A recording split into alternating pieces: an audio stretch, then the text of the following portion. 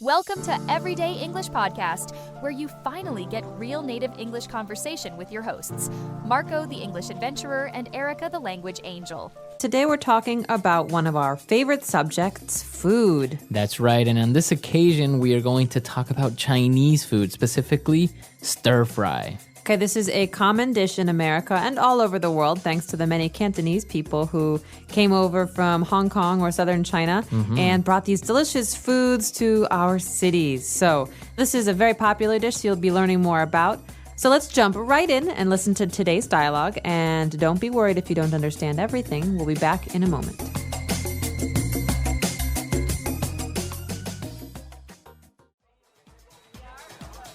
Oh man, I had the best supper last night. My wife made a stir fry and it was amazing. I love stir fry. Crispy bite-sized vegetables covered in a mixture of soy sauce and oyster sauce.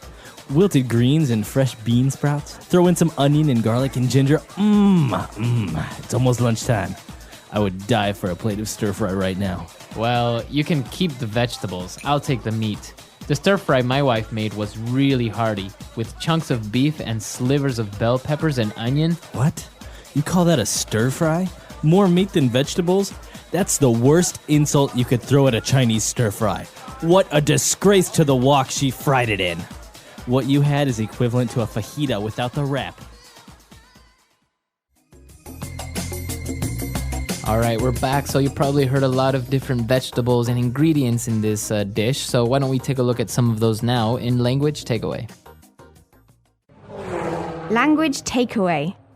The first two phrases that we have, actually, they're not words, they're phrases, are the names of sauces that are very, very important to Chinese food. The first one is soy sauce. Okay, soy sauce. And it's this black sauce, right? And it's Very made salty. Very salty. And it's made from Soybeans. soybeans. Okay. Soy. So soy is a bean, a vegetable product, but soy sauce is a thin, black, salty sauce.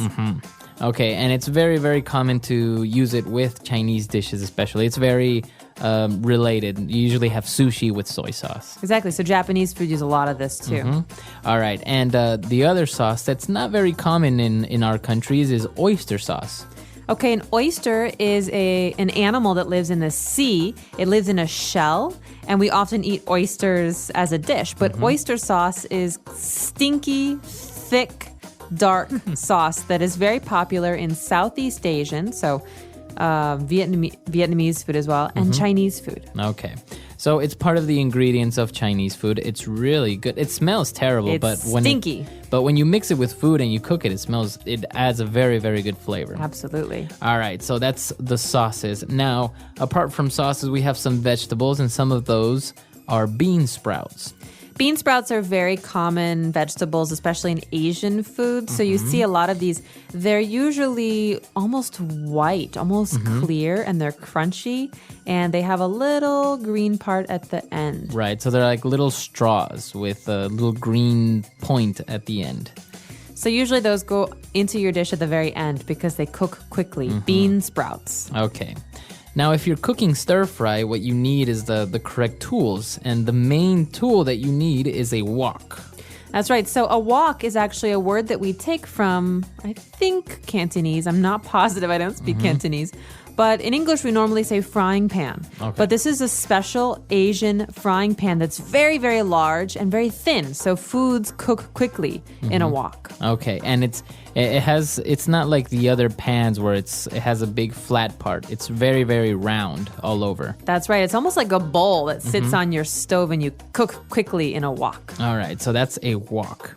And, well, the guy compared his stir fry to a fajita. Now, fajita, that's not Chinese. And it's not English. Okay.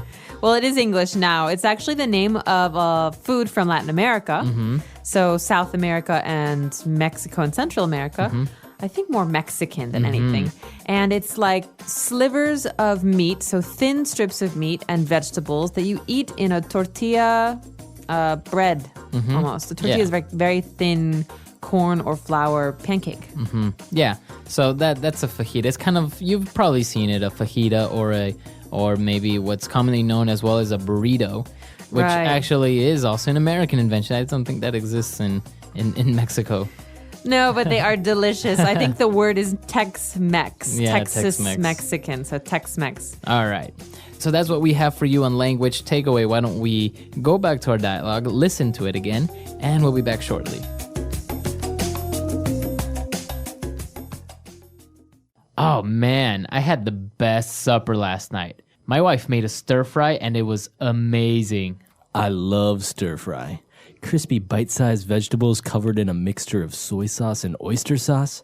Wilted greens and fresh bean sprouts. Throw in some onion and garlic and ginger. It's almost lunchtime. I would die for a plate of stir fry right now. Well, you can keep the vegetables. I'll take the meat. The stir fry my wife made was really hearty, with chunks of beef and slivers of bell peppers and onion. What? You call that a stir fry? More meat than vegetables? That's the worst insult you could throw at a Chinese stir fry. What a disgrace to the wok she fried it in. What you had is equivalent to a fajita without the wrap.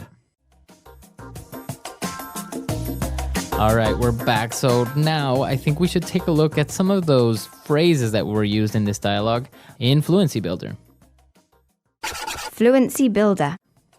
The first phrase we have in Fluency Builder is a phrase that you will hear very often when you watch cooking shows. So this is a term we say throw in, to throw in. Okay, so throw in some vegetables or throw in some onion and garlic, and that means to just put it into the pan, put it into the pot. That's right, but it's very general or casual or easy. You just add some. If we want to be specific, we can say, please add 1 cup chopped onion. Okay, 1 cup of chopped onion. But here's throw in just means add casually. Okay, add some onion.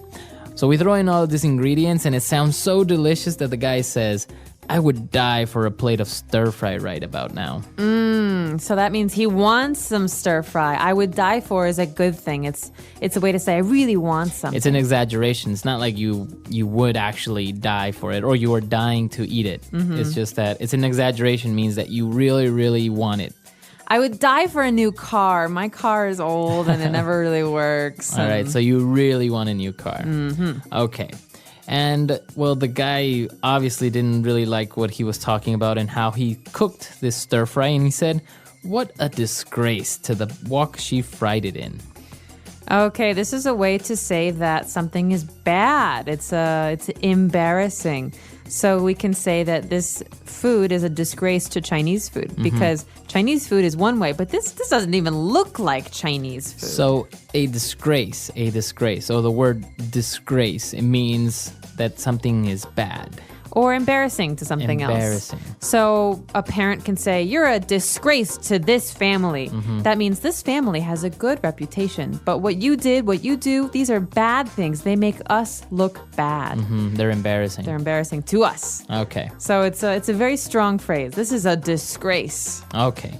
A disgrace. Very good. A strong phrase, and you can use it if you ever want to talk about someone or something in this way. But remember, it is pretty strong, right? Very. If you say somebody's a disgrace, it's pretty insulting. It's hurtful. Okay. So why don't we listen to our dialogue for one last time, and we'll be back.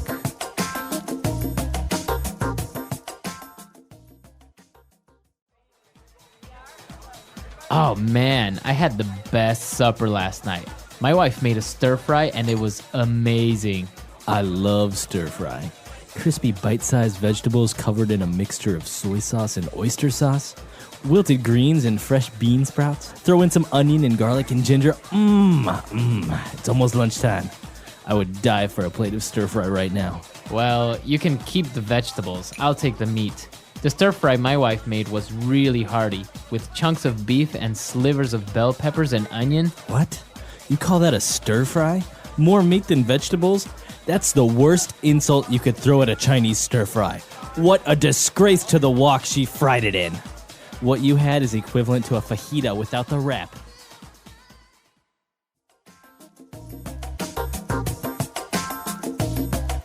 All right, so talking about Chinese food, there are a lot of American inventions around Chinese food as well, not only Mexican food. For example, it's very popular, this dish, chop suey. That's right, chopped suey. And I think I read somewhere that chopped suey is actually might have been a Cantonese dish that came from all of the leftovers and kind of garbage in the kitchen where you would just fry it together and it was a cheap, easy meal. So chop suey. Okay. It's kind of like an English, it's like a pidgin English. And well, this dish is basically that, right? It's just a lot of meat chunks mixed with some vegetables, and you have some chop suey. Exactly. And there are also this other thing that's very common. People think about fortune cookies. You think of Chinese restaurants and Chinese food, you think of fortune cookies. That's right, but they don't have fortune cookies in China. No, they One of my don't. biggest disappointments. So fortune cookie is a small cookie with a Message inside. So you have a piece of paper. So be careful when you're eating these. You don't want to eat the paper. But the paper sometimes says very strange things like, you will have a terrific number 7. Right, or something like that. So that's why they're fortune cookies. They usually talk about your future or what's going to Beware happen. of whales. So, but that's also an American invention that doesn't exist in China. It doesn't really come from China, right? Exactly. All right. So if you have any other information about food, or we're always glad to hear it. Because we're always hungry. Or if you have a favorite Chinese food, please let us know. Our website is englishpod.com. We can't wait to hear from you, and we will talk to you next time. All right, bye.